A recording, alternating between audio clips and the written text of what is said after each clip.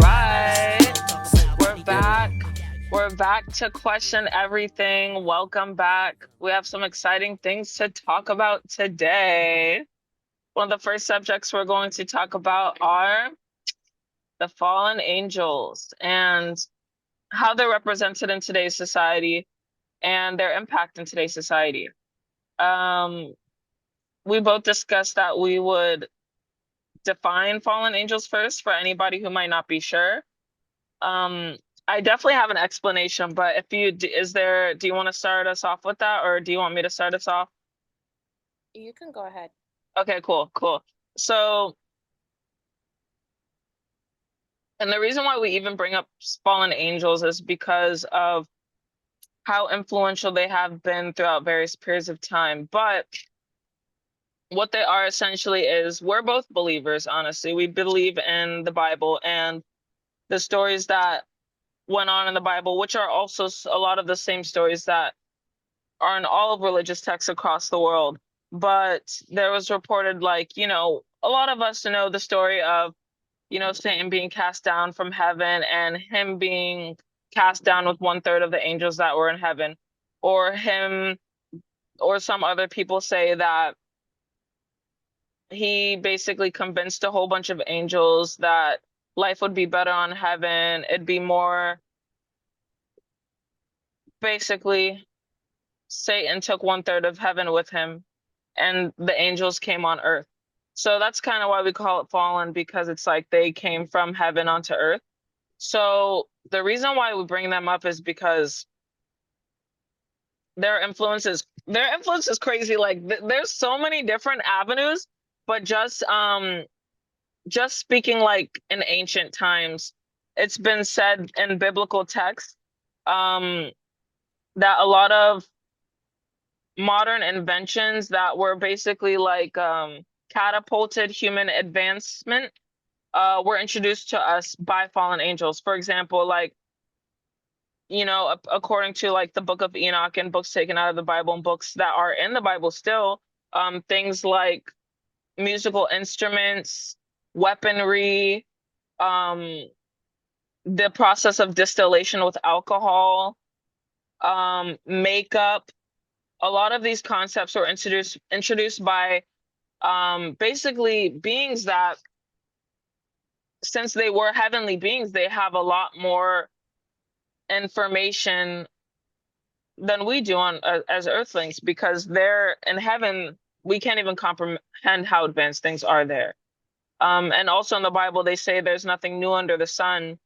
So that's where I'll start. I'll kind of let you piggyback off of that too, because I have more to say, but So,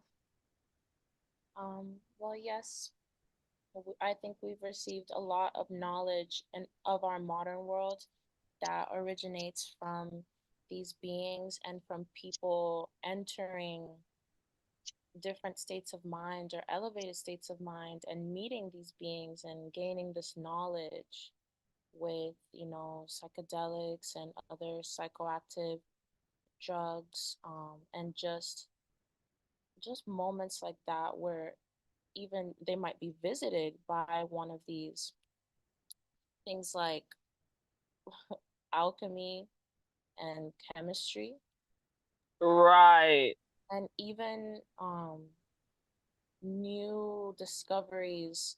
A lot of scientists and researchers will say, oh, I received a clue about this in a dream, or Hmm. I saw a vision about it, so I went to investigate, and then they Right. found something very great. You're making me think about how we recently talked about how like Pythagoras and Nostradamus was known as like he was a famous fortune teller, to the point where kings and queens started to recruit him for his fortune telling ability. He publicly stated that he got most of his visions from a scrying mirror, which is, look it up when you get the chance, but a scrying mirror. Matter of fact, I'll screen share like nah, you just look it up when you got the chance. Yeah. Basically like an ancient version of a black mirror, where like in this bowl where it's a black substance like black liquid, he is able to receive visions from entities. And even like sometimes there's that joke where people say, oh, Kanye West summoned that, what was it? Like, I don't know, 12th century ancient philosopher on the making of which album was it? Some album, whatever. So some people speculate that or whatever, but we bring that up because a lot of these like all knowing, all powerful beings that are summoned by our highest revered philosophers, alchemists, scientists, a lot of these people or these entities that are summoned are fallen angels, which some might also call demons. So, of course, they have so much knowledge. They're heavenly, they're creatures that used to live in heaven, and they're now subjected to stay on earth and basically spend their time relaying information to people who are willing to worship them. and find people who are willing to open themselves up to them so they can live through them. Because most Right, of these beings, they live on Earth, but it's on a different layer of reality or dimension. And they can't really enjoy Earth and the things of it, of the physical realm, like we do, unless they have a body or they right, have thing or they have attention right. or more power. More attention, more power. Like in the last episode, we talked about how Beyonce likes to have the imagery of Ishtar, I believe, that goddess, right? And with her keeping that imagery alive, she is increasing that entity's power for the time that all of her beehive is like worshiping her when she wears this imagery. They're basically like secondhand worshiping Ishtar and they don't realize it, which gives her or that entity, I guess, more power than it would have had if no one was paying attention to it.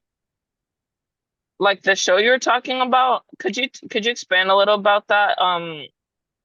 The show about how you're talking about how deities were living through living beings.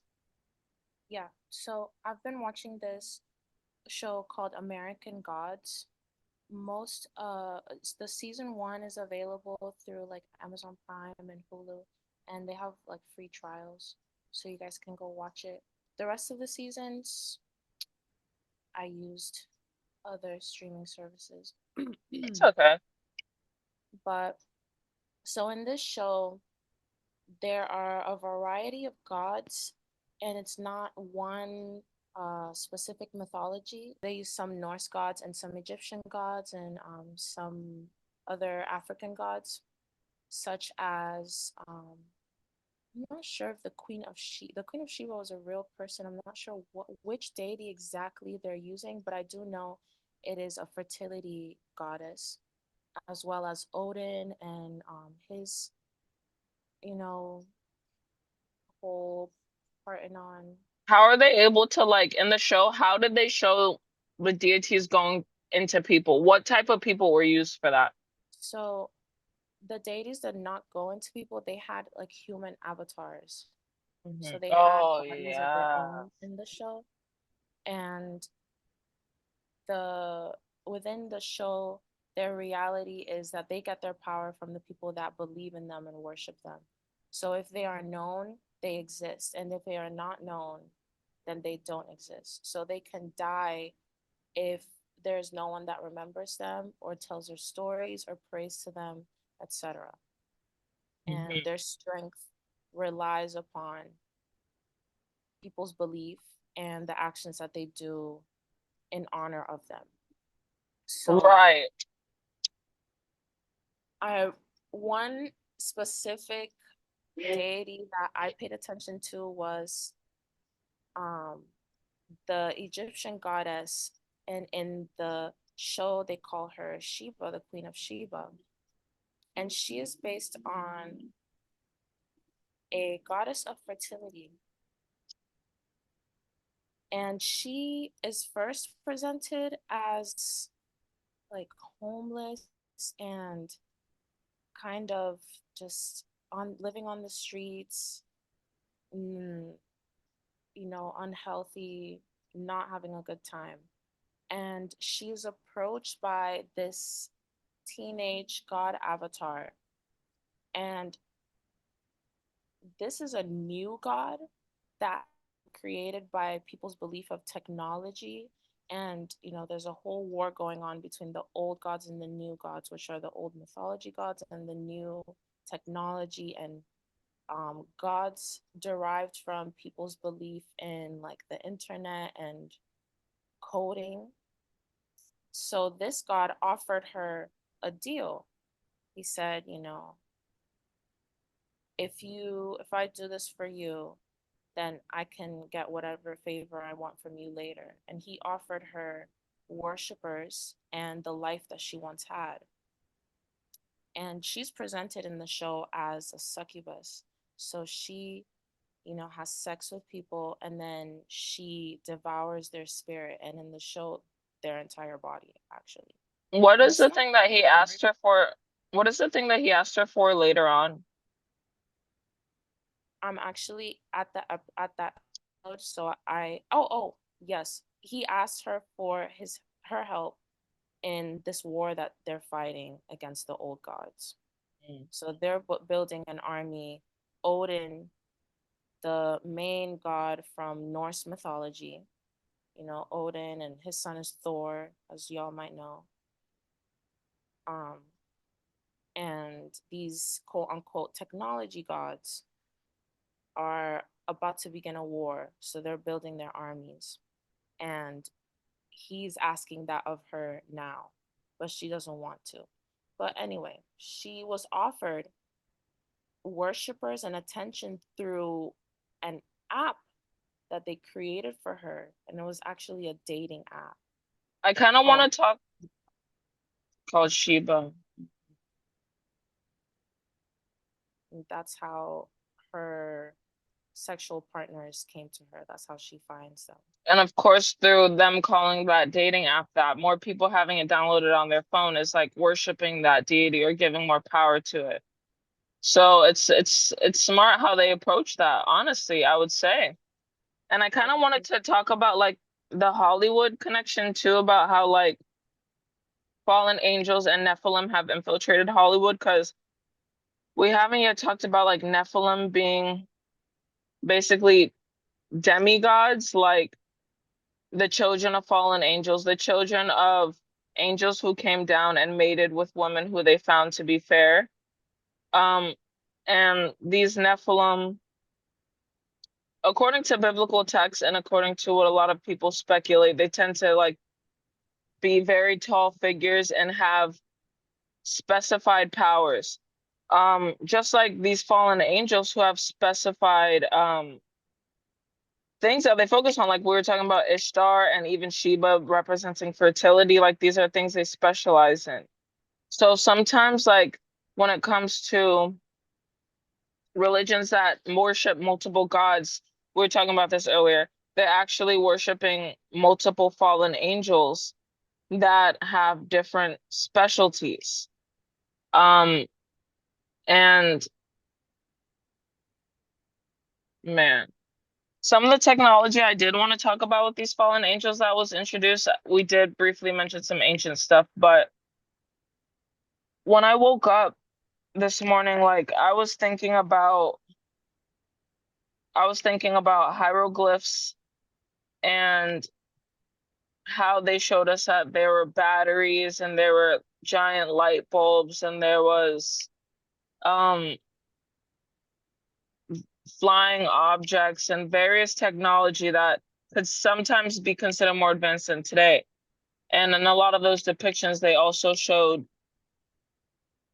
demigod figures. Now, when we're talking about the Nephilim being children of fallen angels and man, there are also Nephilim that were the children of fallen angels and animals, which is why on some like Egyptian mythology and some like Egyptian hieroglyphs, you see things that look like winged animals, like half bird, half lion. You know what I'm saying? Like those are Nephilim, those are children of fallen angels. So that's just ancient times. And I'm sure you could probably expand on now the influence of like even the internet, for example. Yes, I do believe humans created that, but I do believe they had help from fallen angels. I agree. And we also did kind of, and I'm sorry, I'm kind of going off on a tangent here, but we also did kind of want to talk about what we believed aliens are, and I believe that aliens or like extraterrestrials are beings that have predated our civilization and are more advanced than us, which some of those extraterrestrial beings might be fallen angels. The vast majority of them might be either Nephilim fallen angels or be have been influenced by them greatly. Yeah, I agree. I think aliens might just be different creatures that are already on Earth. Um, I think the thought of intergalactic life might be being used to further another theory that is very popular. But there's many parallels between the information on aliens and what information is out there about fallen angels and what they do and what they have done and their role in human society Right. and even human biology. And it's interesting because right now I'm thinking, okay, how did these fallen angels approach humans to give them vast knowledge? In ancient times, they probably did show up in their true form or they came in a human form. But I'm thinking recently, like,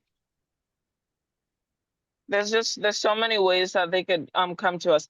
And like when I was talking about how I believe that aliens have a connection to fallen angels, it's interesting because in the inception of creating the computer, we got messages from extraterrestrials in the form of crop circles that we were able to decode and further advance what we knew about computers through these crop circles. And I'm just thinking about how in modern society, I'm not sure how we would take it if like winged creatures just came by and were like, hey, I'm gonna show you this. But even in, I think in the past episode, we've talked about the movie The Eternals, the Marvel movie, which Hollywood loves to drop information in little nuggets here and there.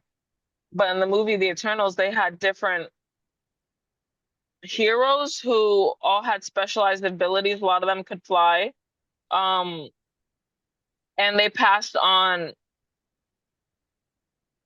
They literally showed in this movie that these heroes congregated and were talking about how civilization was advancing too slow. Let's help them out by giving them these tools. And they did that at various points in civilization, giving them tools like transportation, how to make the railroads and stuff like that.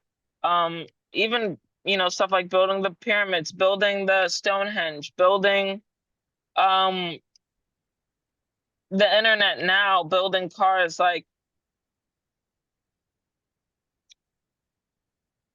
the Eternals literally showed us that fallen angels came to Earth various times when they felt like it was a good time to introduce new technology.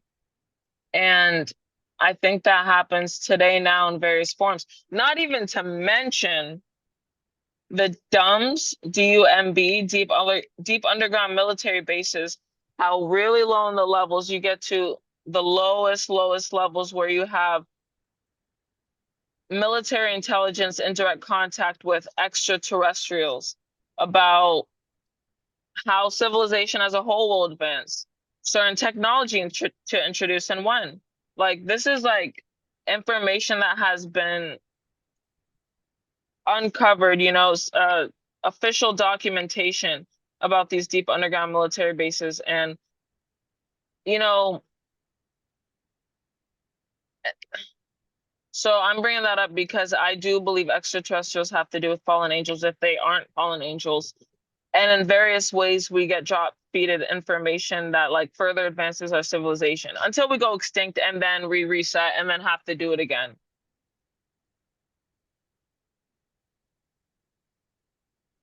True. Yeah, I think, yeah, I agree with you. I think they've come back. If they didn't have a body of their own, they they work through people. The same way that Hmm. God can work through people, these beings can work through That's a good people point, actually. if you allow them to, if you open yourself up. And I mean, we can see people in the past, they tell us, like, they tell us when they've had divine inspiration. Right, And literally. this makes me think of Western philosophers Right. and how within all of the logic and the constant analysis, they there's always a connection to some divine inspiration. They always mention it. And it just makes me think of the Oracle of Delphi, how this person was sitting in this cave with natural gases flowing steadily. And it brings my mind to the role of different, I guess, different substances or different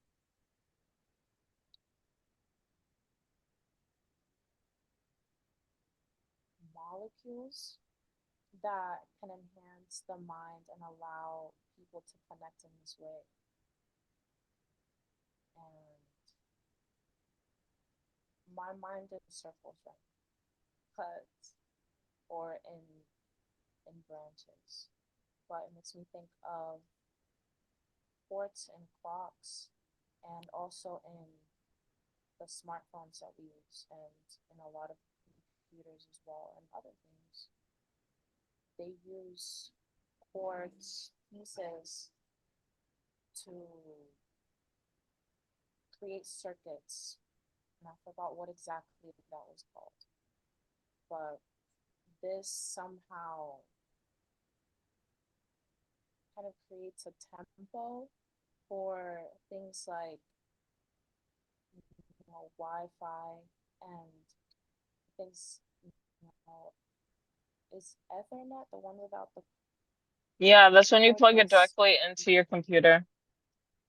Ethernet? Hmm. Wireless technology. Dude, don't even get me started on Tesla. Quartz is used to power it, and Really?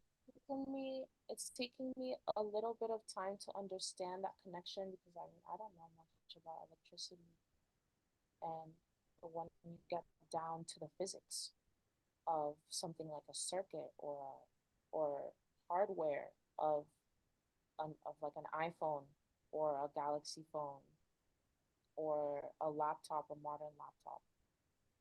But I do know that they use that, and it's interesting because crystals are connected to magical practice, Right. and it's just another connection of how alchemy seems to never really have fully separated into chemistry and magic. It seems like they always held parts of each other. Literally.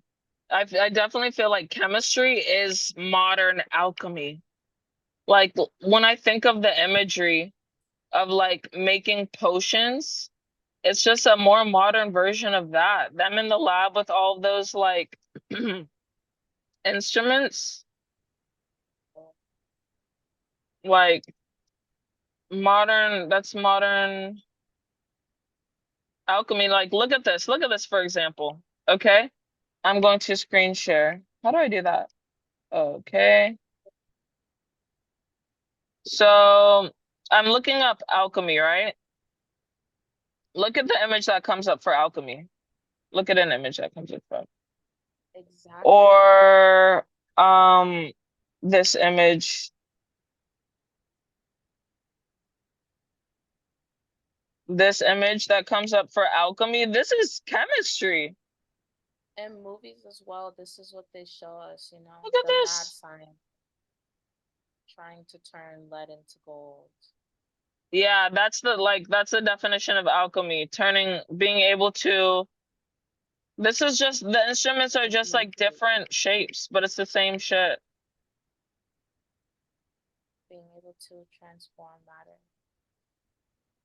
Yeah, the definite right, like to be able to like transform any element into another element, basically, like to definition of alchemy. And it gets Of really course, I'm using interesting. Google. It gets Wow, really interesting. Yeah. it's interesting. It says alchemy, noun, the medieval forerunner of chemistry. Interesting. Based on the supposed transformation of matter. Supposed, of course. It was concerned particularly with with attempts to convert base metals into gold or to find a universal elixir. I thought that was just an idiom that went along with the notion of alchemy. I didn't think it would be in the definition of Oxford. You didn't think what was? Um, Turning lead into gold. Yeah, no, but every time I hear alchemy, like I always hear that association and I see why. Like literally, chemistry is mo like if you think about meth, if you think about okay, so most like you know how you have that imagery of people in like a trailer cooking meth with like or even just like Breaking Bad, how a chemistry teacher made the best meth. Like when I go on Reddit and I see stories of people talking about meth, they talk about spirits that follow them. They talk about spirits that, like some people have stories about seeing spirits near meth pipes. Like alcohol obviously being called a spirit, the distillation process of alcohol, how it brings out a different side of people, which I think is actually like dang, because I get drunk sometimes, but I do I do think it's like opens people's spirits up to other spirits, I guess. So chemistry literally big pharma. You know what I'm saying? Like Xanax, people literally get possessed on Xanax, or at the very least, their soul goes somewhere else while while like I have like I don't know if you've ever heard the stories of people who talk about oh they took Xanax and they had a whole day or two go by where they did all these things throughout the day and after it's worn off they don't remember what they've done. To me that is possession. Like you're like something has probably came in while you were on autopilot, you know? Yeah. And a And then lot of, go ahead. and I do want to go back to the alchemy thing, but I also like when we're talking about fallen angels, it was making me think about like the 13 supposed families that like rule everything. Like I know I it's known that they're very serious about their bloodline being pure, which to me means like they're very serious about only breeding with certain people because they want it to be quote unquote pure enough to for their bloodline to enough to advance their spiritual powers. Like certain bloodlines are more connected to the spiritual realm than others. Like, for example, whoever is walking amongst this earth right now who's connected to Jesus is probably definitely more spiritual, like connected bloodline through Abraham and all of them is definitely more spiritually connected than the average person. So Their spiritual, these 13 families trying to keep it pure so that their descendants can always be connected to the spiritual realm, quote unquote. That's also so they could be connected to these fallen angels and to be able to talk to them and to be able to, because I don't know if the I don't know if the average person can talk to to just any fallen angel unless you like work yourself up through spiritual practice, like, but yeah, like how a lot of Irish people who have that true Celtic tend to see fairies more often than people who aren't of Irish descent and tend to like step into fairy rings and actually disappear as compared to the average person like stepping into a fairy ring and nothing happening to them. Like bloodline does have a correlation to spiritual ability. I mean, these spirits have been around for a long time. They can follow families. If someone 20 generations down the line happen to be communicating with this, I mean, they're gonna know. That's These actually Kathy, or clients. that's actually a really good point that I didn't think about that. Like, there's so many people in this world, and to know who to go to is probably like that probably takes a long time. But we all hear about spirits passing down through generations. It makes sense that it would be easier to do that because the next baby's right there. You can get them young. You don't have to look for them. It's like if you've been following somebody, like if the baby comes out, it's like right there. Like you don't have to search halfway across the world to like, you know? Sure, they have a mental bank of bloodlines that have supported them in the past, even if they're not known now. Like, yeah. Also, I feel like it would be someone would be more drawn to learn mythology about something connected to their own ethnicity than some other ethnicity, even if they were raised somewhere else or they don't even know about that part of that culture. You know what I mean? Like Yeah. someone who was very mixed, but perhaps wasn't raised with, like, maybe they live in somewhere in the West and they have like European, East Asian,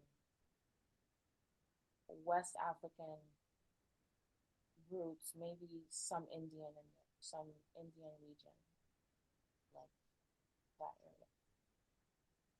I feel like any of those places, any spirits can come to them in the style of mythology or religion of those places, and they will be drawn to it because they might know something in their history, or a family Right. member might know something, or they might see some artifact in an old family member stuff or something like that that might connect them to their wherever they are in Europe, their Irish Celtic mythology. They might That's a good point though, because like,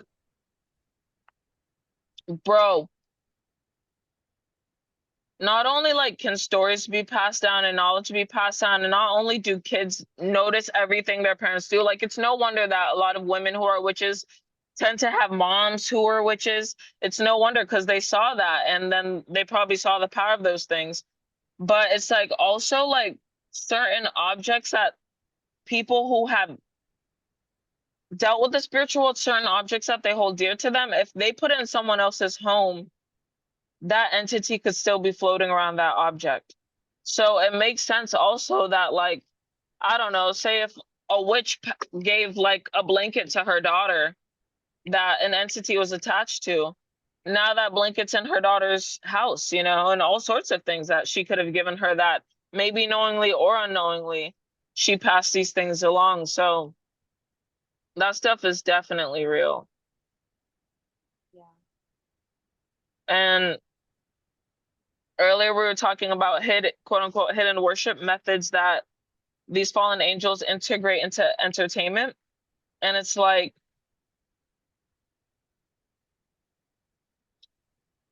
it's interesting because I'm sure we all know somebody who like either them or their parent has an altar towards like a certain saint or a certain god or whatever, um, that they give offerings to. But when certain celebrities like embody or represent certain fallen angels, like we said earlier, all of their fans that worship these celebrities, like they're giving energy to these fallen angels. And it's funny because it's known that some celebrities, when they're on stage, they let other entities come into their bodies because these other entities are really good at entertainment. And these other entities, these other entities for a moment get to feel recognition from people. They get to feel because while these celebrities, their mind is somewhere else, this entity's in their body absorbing that worship. And that happens all the time with like Beyonce, like Travis Scott and his Astro World and all those people, all those fans. Like I'm sure there was another entity that was inside him really receiving that worship that all those people were giving to him. And that happens all the time at concerts when you see these people who are almost possessed, you know? Astral world. Wow, as the way you said Astro World almost sounded like astral. I did Astral. say that. Wow, that's like That's funny that it astral. sounded like Wow. Astro World, Astro World. They do these, they know what people they're doing, died. bro. What? People died. They People literally had died. human sacrifice to God Right. knows what. Like literal human sacrifice and on camera Not to mention with the fact that it was witnesses. That gave it more, that doubled the power of that in right. front of an audience. Not to mention that And Astro, it was like an Astro World portal. Like, look at these images. yeah, Like this is like a portal that they're representing, and all these people are just like screaming into it. Like, that's crazy. also That's Renaissances.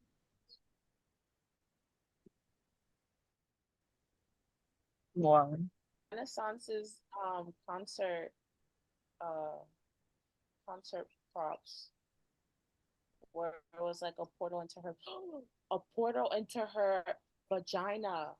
On this show American Gods, the goddess Shiva, dang, the goddess Shiva, she devoured people after they had sex with her through her vagina. Like their whole body just went in there. Wow. Came. They just Dude, did you see this? and that reminds me of Beyonce's concert thing where her